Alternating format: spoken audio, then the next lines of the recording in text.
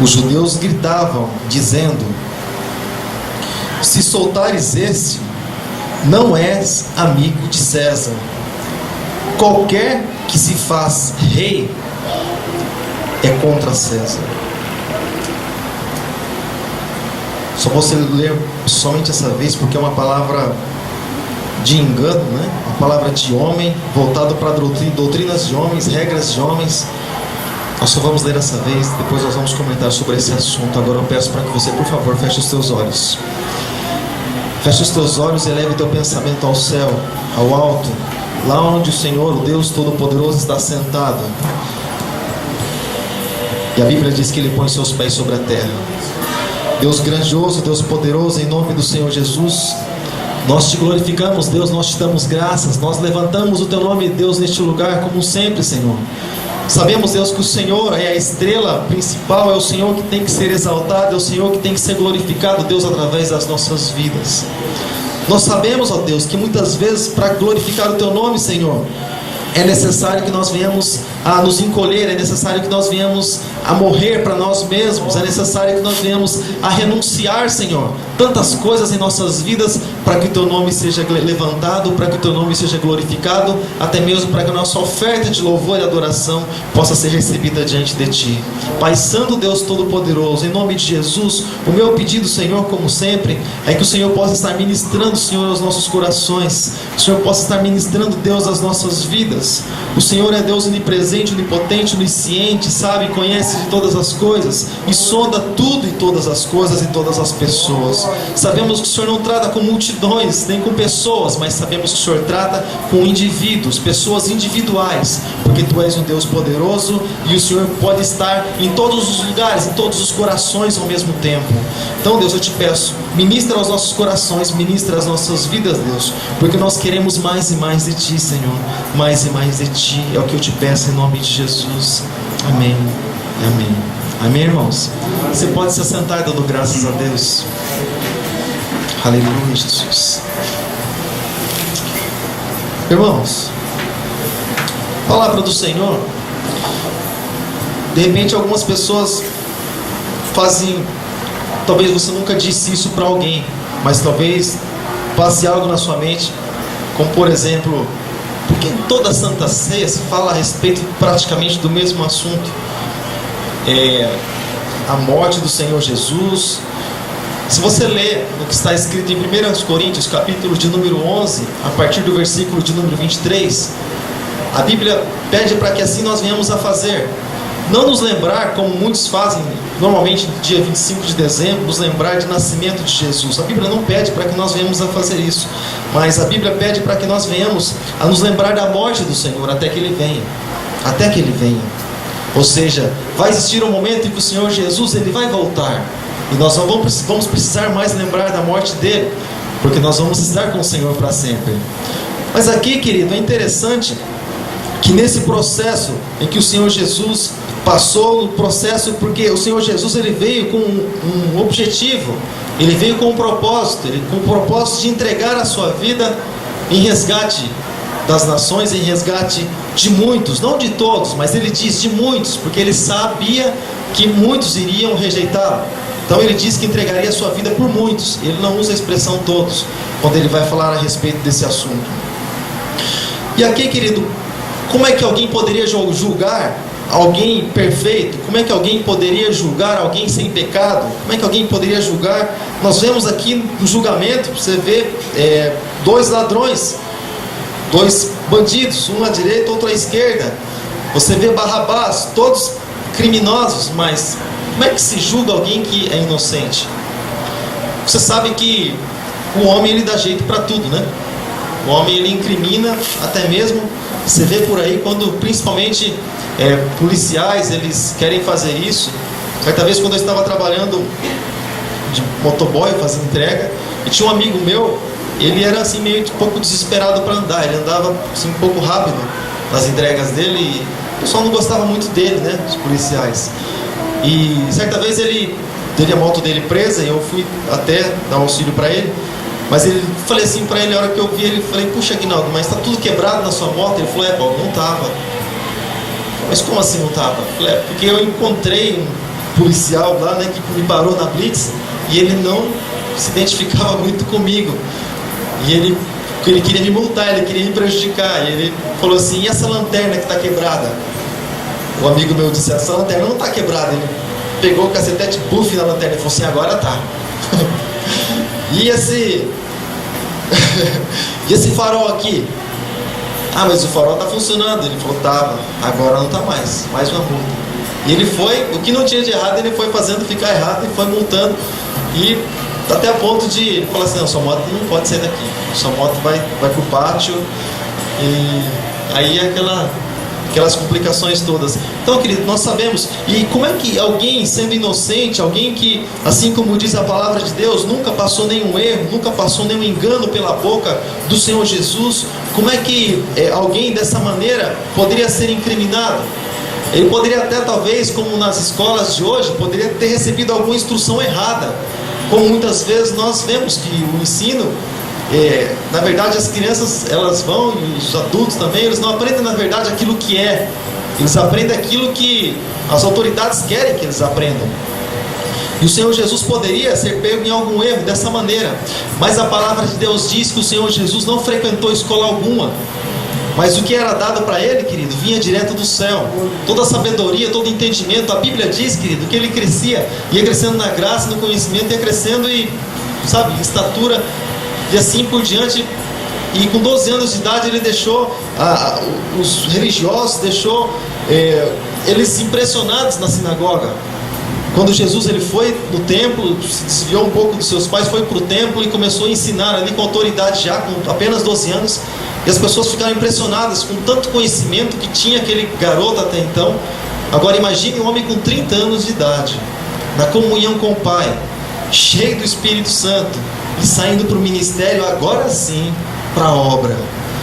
Então, querido, ele falava palavras que impressionavam as pessoas, e a inveja, ela vinha no coração dos religiosos da época, porque o Senhor Jesus dizia ser filho de Deus, e dizia também ser igual a Deus, e assim ele era, e assim ele é. Mas eles não entendiam isso, e por isso a cada dia eles queriam matar ele, e sempre procuravam um jeito para encurralar o Senhor Jesus, sempre procuravam um jeito de prender o Senhor Jesus, mas eles tinham medo da multidão, medo de que as pessoas se revoltassem. E até mesmo no momento em que o Senhor Jesus ele foi preso, onde Judas deu um beijo no rosto do Senhor Jesus, e eles levaram, portanto a história, eles levaram então o Senhor Jesus para ser julgado, um julgamento forjado.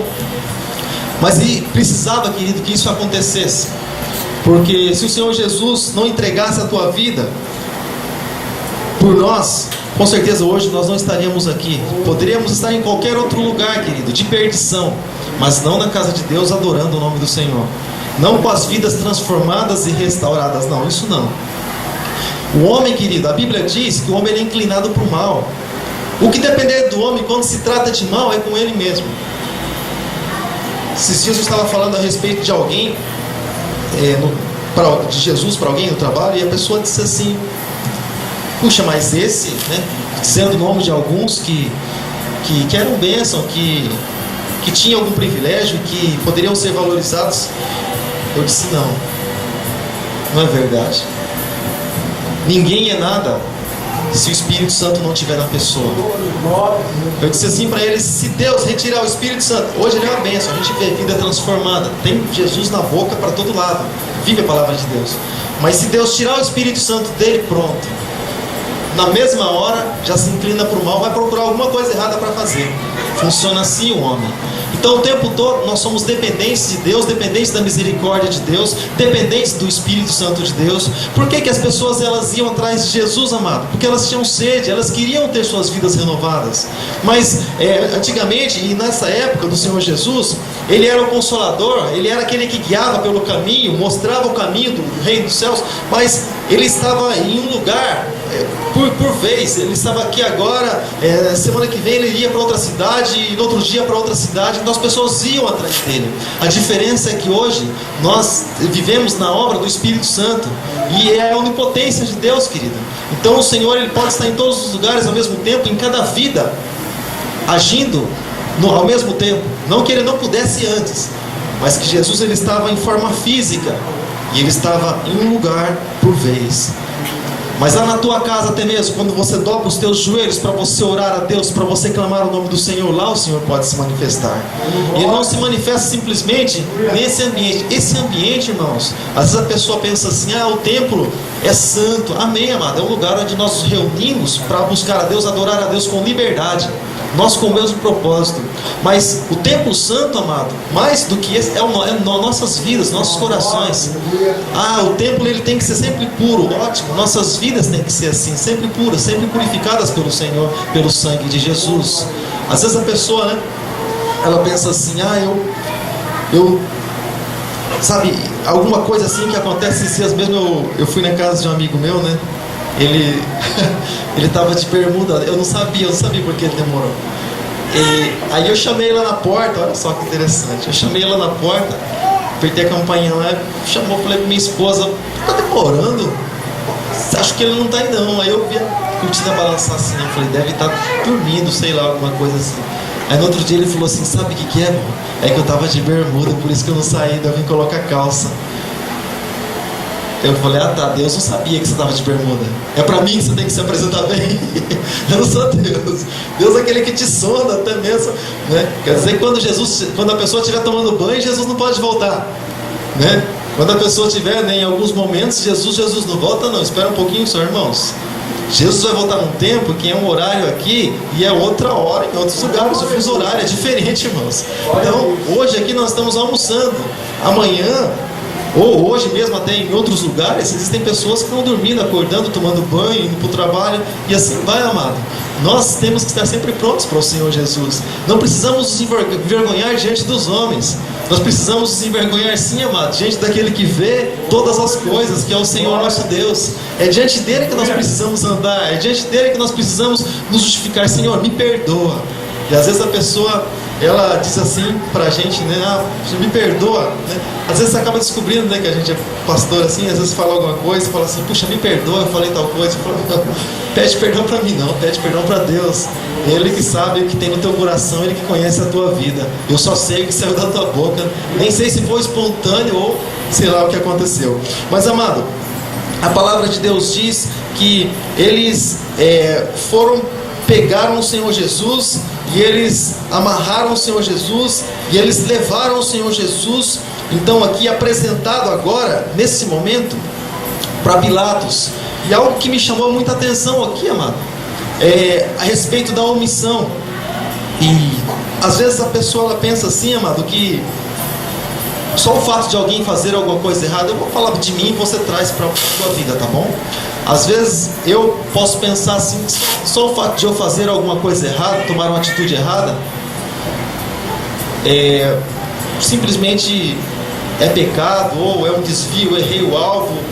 Às vezes isso, irmãos, existe algo muito mais forte que isso, que a Bíblia diz, através de Tiago, que quando eu sei que alguma coisa é certa para fazer e eu não faço, eu também estou errando da mesma maneira. Da mesma maneira. Quando eu olho, por exemplo, alguém perecendo, deixo perecer, estou errando da mesma maneira. Isso se chama pecado da omissão. Não deixa de ser um erro, não deixa de ser pecado, amado. Quando eu tenho força para fazer, Deus sabe quando eu tenho, e por isso que Ele pede para que eu faça aquilo que vem às minhas mãos, conforme as minhas forças, porque Ele sabe o limite das minhas forças. Quando eu deixo de fazer alguma coisa, eu também estou errando. E às vezes a pessoa ela ora a Deus e pede perdão só por aquilo que ela fez, e não pede perdão por aquilo que ela deixou de fazer, que é também algo que automaticamente separa a pessoa de Deus. Isaías capítulo 59, versículo 1 e 2 fala a respeito disso. Então, irmãos, interessante que o povo, as pessoas estavam falando ali a respeito do comportamento de Pilatos. Pilatos, então, ele queria justificar Jesus, ele não queria crucificar Jesus, e ele disse que não faria isso, e as pessoas disseram: não, se você soltar esse homem, você é contra César. César era um homem da época, né? César era o que eles temiam. O problema na época era César. E qualquer que se faz rei é contra César. Ou seja, qualquer um que fica na condição de rei e toma as atitudes que deve tomar segundo o seu juízo, ele se faz contra César. Ou seja, então as pessoas eram manipuladas por César, manipuladas por Roma. E claro que hoje não é muito diferente. Os nossos dias não é muito diferente, meio camuflado, mas os nossos dias não é muito diferente. Os olhos, é interessante que os olhos hoje não são voltados mais para Roma, né?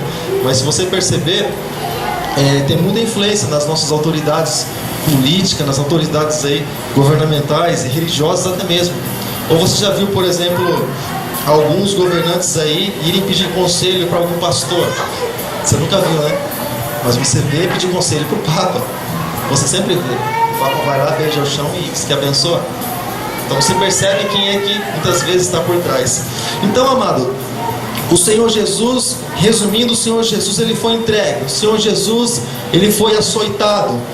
E o Senhor Jesus ele foi então condenado à crucificação, a pior morte da época. A Bíblia diz assim que é maldito todo aquele que é levantado no madeiro, todo aquele que é crucificado. A Bíblia chama de maldito. O interessante é que algumas coisas na Bíblia nós lemos e a princípio nós não entendemos, como por exemplo, quando o Senhor Jesus ele põe a cruz nas suas costas, diz o Evangelho de João, que levando ele nas costas a sua cruz, né, ele tomou ali o caminho, tomou a direção do Gólgota, ou do Calvário, ou como algumas traduções diz, do Monte da Caveira, porque ela se parece com a caveira. E ele foi subindo ali, querido, foi subindo e subindo. E a questão não é simplesmente andar com a cruz nas costas. A questão é que ele apanhou muito. A questão é que ele foi açoitado. A questão é que a cabeça dele estava ferida com a cruz, com a coroa que foi colocada, e bateram com uma cana na coroa de espinhos, perfurou sua cabeça. Então a questão não é simplesmente a cruz, a questão é que ele também estava debilitado. E ele foi andando, querido, pelas ruas de Jerusalém, subindo ali, por fora da cidade, subindo para o monte, e com uma cruz, ferido, debilitado. E ainda, eu creio que o pior sofrimento do Senhor Jesus, querido, eu creio que não é a cruz. Eu creio que o que entristece mais o coração do Senhor Jesus, eu creio que não é a cruz. Eu creio que não são as chibatadas. Eu creio que a coisa mais triste que eu creio que está no coração do Senhor Jesus é que depois de tudo isso, muitos ainda dão as costas para Ele, e muitos ainda se vendem ainda, e muitos lavam as suas mãos com Pilatos e dizem: eu não tenho nada com isso. E muitos se sentem assim como Herodes, põe sua veste real, sua capa, né, de rei, como quem tem autoridade, e senta no seu trono. Eu creio que o que dói mais no coração do Senhor Jesus é isso, é a rejeição.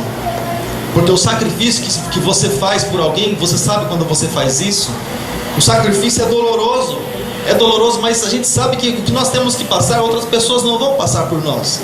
Nós sabemos disso. Existem caminhos, querido, que são nossos. E existem momentos, amado, que quando você vai tentar tirar alguém do deserto, você muitas vezes entra também. Muitas vezes você entra também.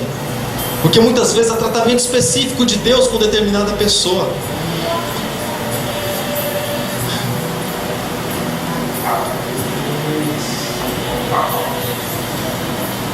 Então, assim como Jesus disse, viva cada dia, amado. Basta cada dia o seu mal. Viva cada dia, dia após dia. Você está vivendo hoje? Fala para o Senhor: Senhor, o pão meu de cada dia me dá hoje, Senhor. Abençoa os meus irmãos. Senhor, abençoa o meu dia de hoje.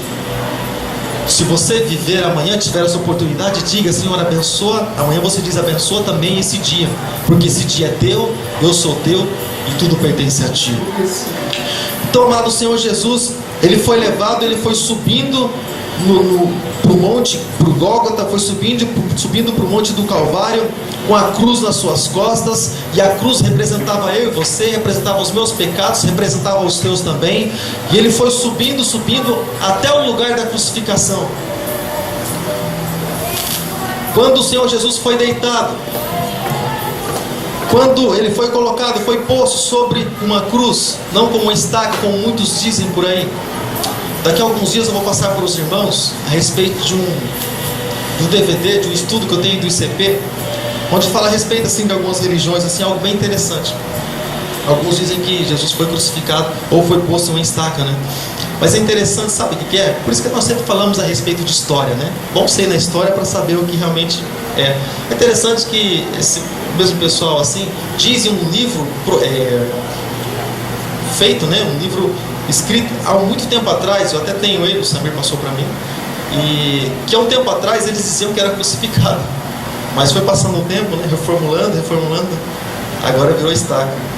E você vê assim umas coisas que são modificadas, mas a palavra de Deus ela não modifica, amém, querido? A palavra de Deus ela é a mesma e sempre será. Então, querido, Jesus ele foi ali, ficou deitado sobre aquela cruz e vieram os cravos entrando nas mãos do Senhor Jesus, em uma mão, em outra mão, e depois ali os seus pés foram juntados um sobre o outro. Sabe quando a pessoa ela pisa num caquinho, ela está andando descalço, pisa numa pedrinha, você fala, ai meu Deus, parece ser arrebatado até o terceiro céu e volta, dando glória. E agora imagine os cravos enormes, sendo transpassado ali, olha, de um pé para o outro. Sabe, amado? E os soldados ali, cravando Jesus, e a Bíblia diz que ele não abriu a sua boca. Ele não abriu a sua boca. Quando você está indo para a cruz, isso no sentido espiritual, aquilo que Jesus diz, quem quer vir após mim, a cada dia negue-se a si mesmo, tome sua cruz e siga-me. Quando você está indo para a cruz, você tem aberto a boca, ou você tem posto um zíper e aberto ela só para glorificar o nome do Senhor? Amém, amado? Nós cremos que seja para glorificar, amém? Mas, querido, os pés do Senhor Jesus foram postos um sobre o outro e os cravos entraram nos pés do Senhor Jesus. E como se não bastasse toda a dor, aquela cruz ela foi levantada, onde o peso então começou a vir sobre as suas mãos, sobre os seus pés, e começou a forçar, é claro. E Jesus então pôde não estar mais olhando para o alto quando ele estava deitado na cruz, mas então ele pôde olhar as pessoas que estavam ali, porque a morte dele não foi de repente, a morte dele foi controlada por ele mesmo, porque ele tinha autoridade sobre isso. Ele não simplesmente morreu, mas ele entregou o seu espírito. E ali da cruz do Senhor Jesus, ele podia ver tantas pessoas ali. Os olhos dele com certeza passeavam sobre aquele lugar. Os amigos já tinham ido embora, João estava por ali, mas os amigos tinham ido embora. Aqueles que pediam pão, né? Pediam alimento, pediam cura, pediam libertação para ele, não se encontravam por ali. Aqueles que receberam bênçãos, receberam milagres do Senhor, eles não se encontravam por ali. É por isso, irmãos, que o milagre ele não converte ninguém. Ele beneficia simplesmente alguém no padrão de vida, né? Qualidade de vida, mas ele não converte ninguém. Jesus certa vez ele curou 10 leprosos, um voltou para agradecer. Essa é a proporção. A pessoa simplesmente continua vivendo a sua vida e amém. Mas a Bíblia diz que o Espírito Santo é ele que convence o homem do pecado, da justiça e do juízo. É o Espírito Santo. Se o Espírito Santo não convencer, querido, nada feito. Você pode ficar conversando com a pessoa 24 horas, todos os dias, não vai resolver nada. Ela vai sair exatamente da mesma maneira. Coração muitas vezes endurecido, e às vezes ainda bravo com você, porque a obra ela não é de homem, a obra é do Espírito Santo.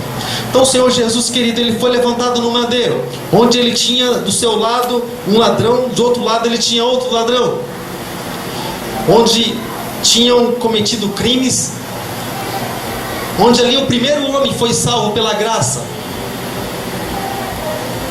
onde ele disse assim para o Senhor: Senhor, lembra-te de mim quando entrares no teu reino. Jesus disse: hoje mesmo estarás comigo no paraíso. Você pode pensar assim: poxa, mas Jesus não subiu na hora? Jesus ele não foi elevado naquele momento? Onipresença, querido. Jesus é Deus. Ele estava ali em carne, mas o Pai estava no trono. O Espírito Santo estava no céu também. Depois que o Senhor Jesus subiu, veio o Espírito Santo. E ele disse: se eu não for o outro Consolador, ele não virá. E muitas pessoas, querido, elas choraram, muitas pessoas se esqueceram daquilo que Deus havia profetizado através da boca de muitos homens naquela época, que isso era necessário que acontecesse. 2 discípulos, quando iam caminhando para Emaús, eles estavam ali tristes e comentando a respeito desse assunto. Já ministramos a respeito disso. Eles estavam com o coração entristecidos, onde Jesus chegou perto deles, e eles disseram que estavam falando a respeito do que havia acontecido na época. Era o que se falava na época. Jesus, o profeta, aquele homem poderoso em palavras, ele foi crucificado pelos religiosos, pelos homens, e ele foi morto. E as pessoas ficaram com essa palavra no coração, de que Jesus morreu, e Jesus morreu, e de que Jesus morreu. Mas eles esqueceram de uma outra palavra que Jesus disse, amado. Que ele disse que morreria sim, mas disse que ao terceiro dia ele ressuscitaria. A morte do Senhor Jesus, querido, é tão importante quanto a ressurreição. Porque a Bíblia diz que assim como o Senhor Jesus, ele foi ressuscitado, Deus ressuscitou assim também, querido, pelo Espírito Santo. Assim também nós seremos ressuscitados, nós seremos levados com Ele. Se nós estivermos, querido, no sepulcro, quando chegar o dia do Senhor, Ele vai nos tirar de lá. Ele vai nos tirar de lá. Quando chegar, querido, o dia do Senhor, o dia do arrebatamento, o apóstolo Paulo diz isso: os que morreram em Cristo, os que desceram a cova, a Bíblia diz que eles ressuscitarão primeiro, depois os que estiverem vivos. Ou seja, o Senhor, Ele não vai nos deixar nessa terra não, amado. Ele não vai nos deixar nesse lugar. Ele não vai nos deixar aqui. Irmãos, o apóstolo Paulo já disse isso, que se ele esperasse somente nessa vida, ele seria o homem mais miserável da face da terra. E o Senhor, Ele não nos fez para nós estarmos aqui, ou para nós simplesmente vivermos num mundo como esse, simplesmente. Mas Ele nos fez para Ele, para o louvor da glória dEle. O apóstolo Paulo mesmo diz isso, que por Ele, para Ele, e por Ele, e para Ele são todas as coisas. Tudo Ele fez para Ele. Algumas coisas se perderam com o tempo, mas tudo Ele fez para Ele. Tudo Ele fez para o louvor da glória dEle. O Senhor não me fez, o Senhor não te fez para sofrer em um mundo e simplesmente perecer por aqui, amado. O Senhor nos fez para que nós sejamos mais que vencedores, e vencedores em Cristo, porque é Ele que nos dá a vitória. O Senhor não nos fez simplesmente para nós vivermos debaixo de um jugo de corrupção de homens que não temem a Deus. O Senhor não nos fez simplesmente para isso, amado. O Senhor nos fez para nós olharmos para tudo isso, nós podemos dizer, amado, que podem muitas vezes nos corromper, podem muitas vezes tentar nos comprar, podem muitas vezes tentar pisar em nós e tentar dizer que é sobre nós, e muitas vezes tentar nos sufocar, podem muitas vezes tentar fazer isso, amado. Mas a Bíblia diz, querido, que existe um tempo para todas as coisas. Tudo na tua vida, tudo que acontece, amado, não é permanente. Nessa vida não é permanente. Toda luta, toda lágrima que rola dos teus olhos não é permanente. Não é permanente. Toda aflição, tudo aquilo que você passa, amado, não é permanente. Tudo isso passa, amado. Tudo isso passa. Mas 1 Coríntios capítulo 13 diz que a única coisa que permanece é a fé que nós temos no Senhor Jesus. Tudo passa. Os dons, as línguas, tudo passa. Mas a fé que nós temos no Senhor Jesus, isso permanece. É por isso que a cada dia Ele busca nos levantar. Cada dia Ele busca levantar os nossos olhos para o alto, para que nós não olhemos para baixo, nem para a direita, nem para a esquerda, mas olhemos para o Senhor, porque Ele é o autor e o consumador da nossa fé. Dele vem a nossa resposta. Nós não dependemos diretamente, querido, de homem algum. O Senhor usa nesse mundo pessoas para nos abençoar, mas nós somos dependentes de Deus, porque Jesus disse que nem só de pão viveria o homem, mas sim de toda a palavra que sai da boca de Deus. Ou seja, o homem do alimento, do pão, ele vive por um período de tempo, mas depois perece. Mas existe algo que faz com que o homem permaneça pela vida eterna, que é o que o Senhor Jesus diz no livro do Evangelho de João: trabalhar não pela comida que perece, mas pela comida que permanece para a vida eterna. É por isso que nós vivemos. E às vezes, queridos, se valoriza tanto aquilo que está diante dos olhos, se valoriza tanto. Pouco tempo atrás aqui nós falávamos praticamente todos os domingos, e no último domingo vai ter aqui, vamos passar um vídeo